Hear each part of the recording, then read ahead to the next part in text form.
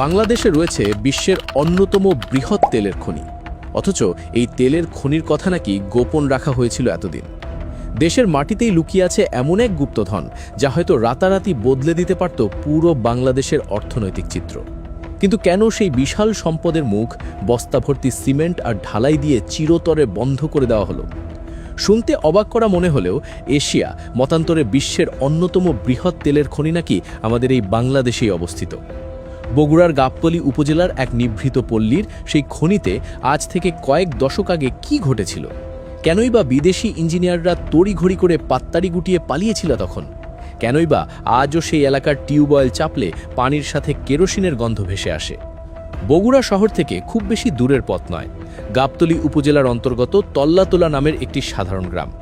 বাইরে থেকে দেখলে গ্রামটাকে ৮-১০টা সাধারণ গ্রামের মতোই মনে হবে, কিন্তু এই গ্রামের নিচেই রয়েছে বিশাল জ্বালানি তেলের মজুদ। ৮০ দশকের শুরুর দিকে প্রেসিডেন্ট হুসেইন মোহাম্মদ এরশাদের শাসনামলে এই এলাকায় শুরু হয় বিশাল কর্মযজ্ঞ। দেশের নানা প্রান্ত থেকে, এমনকি বিদেশ থেকেও বড় বড় ইঞ্জিনিয়ার, টেকনিশিয়ান আর শ্রমিকরা এসে জড়ো হয় এখানে। উদ্দেশ্য মাটির নিচে সেই তরল সোনা অর্থাৎ জ্বালানি তেলের সন্ধান। এলাকার বয়স্ক মানুষদের সাথে আড্ডা দিলে এখনও এমন সব রোমাঞ্চকর গল্প শোনা যায়। তাদের চোখের সামনেই গড়ে উঠেছিল বিশাল সব লোহার টাওয়ার, বড় বড় ক্রেন আর ড্রিলিং মেশিন দিয়ে মাটির কয়েক হাজার ফুট গভীরে খোঁড়াখুড়ি শুরু হয়েছিল। গ্রামের ভেতর তৈরি হয়েছিল বড় বড় টিনের শেড, যেখানে বহু শ্রমিক দিনরাত কাজ করত। তাদের ৩ বেলা খাওয়ার জন্য রান্নাবান্না চলত বিরতিহীনভাবে। সব মিলিয়ে তল্লাতলা গ্রামটি যেন রাতারাতি এক ব্যস্ত শিল্পাঞ্চলে পরিণত হয়েছিল। কিন্তু ঠিক কী কারণে এত বড় একটি প্রজেক্ট হঠাৎ করে আলোর মুখ দেখার আগেই মুখ থুবড়ে পড়ল? খোঁড়াখুড়ির এক পর্যায়ে মাটির নিচ থেকে প্রচণ্ড বেগে গ্যাস আর তেলের মিশ্রণ বেরিয়ে আসতে শুরু করে। স্থানীয়দের দাবি অনুযায়ী তেলের পরিমাণ এতই বেশি ছিল যে আশপাশের খালবিল বা ডোবায় তেলের স্তর ভাসতে দেখা যেত। এমনকি মাটির নিচ থেকে নির্গত গ্যাসের কারণে সে সময় নাকি স্থানীয় অনেকেই চুলা জ্বালানো বন্ধ করে দিয়েছিল। অনেকেই দাবি করে বিদেশি বিশেষজ্ঞরা তখন জানিয়েছিল যে এখানে এত বিশাল পরিমাণ তেলের মজুদ রয়েছে যা বিশ্বের অন্যতম বৃহৎ একটি খনি হতে পারে। এমনকি তারা নাকি এমনটাও সতর্ক করেছিল যে বেশি তেল তুলতে গেলে আশপাশের কয়েক মাইল এলাকা ধসে গিয়ে তেলের হ্রদে পরিণত হতে পারে। সত্যিই সেটা সফল হলে বাংলাদেশ হয়তো বিশ্বের বুকে একটি জ্বালানি সমৃদ্ধ দেশ হিসাবে মাথা উঁচু করে দাঁড়াতে পারত। কিন্তু ঘটল ঠিক উল্টোটা। রহস্যজনক কারণে এক রাতের নোটিশে পুরো প্রজেক্ট বন্ধ করে দেওয়ার নির্দেশ আসে। বস্তা বস্তা সিমেন্ট, বিশেষ ধরনের কেমিক্যাল আর বালু ফেলে তড়িঘড়ি করে সেই খনির মুখ চিরতরে সিলগালা করে দেওয়া হয়। মজবুত কংক্রিটের ঢালাই দিয়ে এমনভাবে ব্লক তৈরি করা হয় যেন কেউ আর কোনোদিন ওই খনির ধারে কাছেও যেতে না পারে। কেন এই তাড়াহুড়ো? এলাকার মানুষের মুখে মুখে ফেরে নানা রকম ষড়যন্ত্র তত্ত্ব। কেউ বলেন প্রতিবেশী কোনো বড় দেশের ইশারায় এই প্রজেক্ট বন্ধ করা হয়েছিল, যাতে বাংলাদেশ জ্বালানির ক্ষেত্রে স্বয়ংসম্পূর্ণ হতে না পারে এবং আমদানির উপর নির্ভরশীল থাকে। আবার অনেকের মতে এই প্রজেক্ট বন্ধ করার পেছনে শত শত কোটি টাকার ঘুষ লেনদেনের মতো ঘটনা জড়িত ছিল। বিদেশি কোম্পানিগুলো নাকি বুঝতে পেরেছিল যে এই খনি চালু হলে আন্তর্জাতিক জ্বালানি বাজারে বড় ধরনের প্রভাব পড়বে, তাই টাকার পাহাড় ঢেলে তারা সংশ্লিষ্টদের মুখ বন্ধ করে দেয়।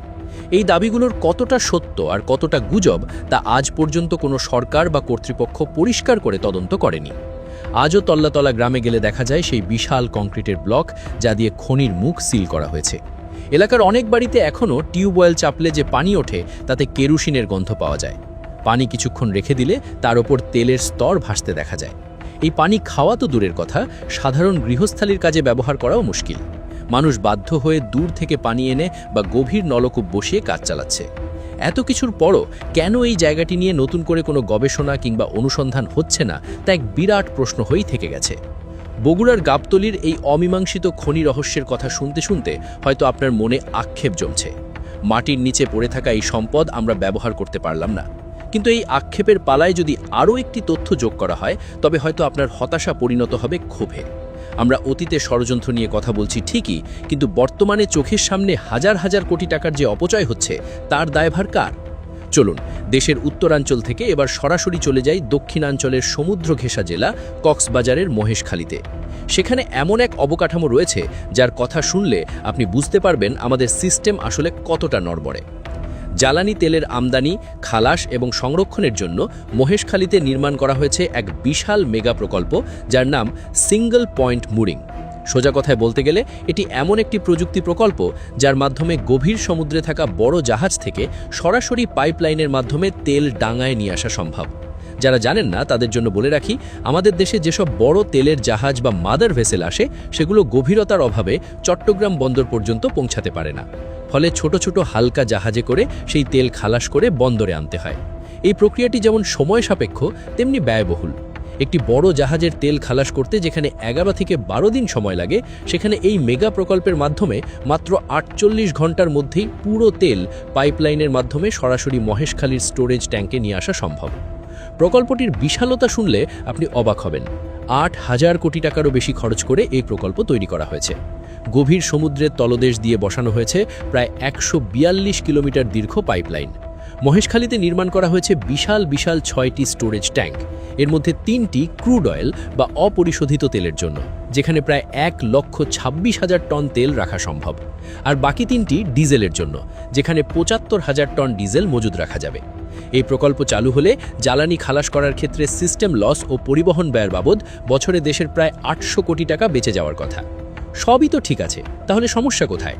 সমস্যা হলো এই বিশাল আধুনিক এবং দেশের অর্থনীতিকে বদলে দেওয়ার মতো একটি প্রকল্প প্রায় 2 বছর আগে নির্মাণ শেষ হওয়া সত্ত্বেও আজ পর্যন্ত চালু করা হয়নি।